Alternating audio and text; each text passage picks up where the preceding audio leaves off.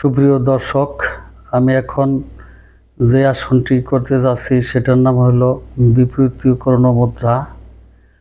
প্রথম অবস্থায় এই এই এই বিপরীতকরণ মুদ্রা অভ্যাস করলে মেরুদণ্ডের স্থিরতা ও নমনতা বাড়ায়। কেহ কেহ বিপরীতকরণ মুদ্রাকে অর্ধ সম্ভাষণ বলে। প্রথম আমি চিত হয়ে শুয়ে পড়ি, এরপরে আমি পা দুটোকে জোড়া করে উপর দিকে এইভাবে তুলি। ঠিক এরকমভাবে জোড়া করে তুলি, এইভাবে 30 সেকেন্ড ধরে রাখি। 1 2 3 4 5 6 7 8 9 10 11 12 13 14 15 16 17 18 19 20 21 22 23 24 23 24 25 26 27 28 29 30। এবার আস্তে করে দম নিতে নিতে স্বাভাবিকভাবে এভাবে ছেড়ে দিই।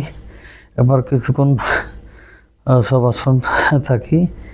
এরপরে এই আসনটি করতে দম স্বাভাবিক নিতে হবে এবং ছাড়তে হবে। এরপরে আমি যেটা করব সেটা হচ্ছে দম নিতে নিতে আবার এইভাবে উপরের দিকে তুলব, এইভাবে ধরে রাখবো। 1 2 3 4 5 6 7 8 9 10 11 12 13 14 15 16 17 18 19 20 21 22 23 24 25 26 27 28 29 30। আবার দম নিতে নিতে এভাবে ছেড়ে দেব। এবার স্বাভাবিক থাকবো। এভাবে থাকলে মুদ্রা জরা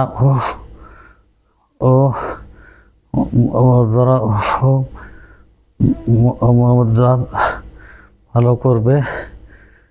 থাইরয়েড ও গ্রন্থি বর্তমান প্রভাব পড়বে না। এই ব্যায়াম বা মুদ্রা কিছুদিন অভ্যাস করার পর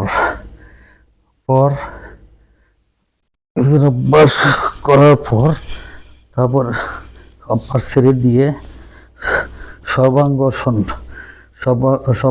অভ্যাস করা উচিত। তাই আপনারা এই ব্যায়ামটি কিছুদিন করবেন, এরপরে সর্বাঙ্গসনটি করবেন। এভাবে শরীর সুস্থ এবং সবল থাকবে। সবাই ভালো থাকবেন। আসসালামু আলাইকুম।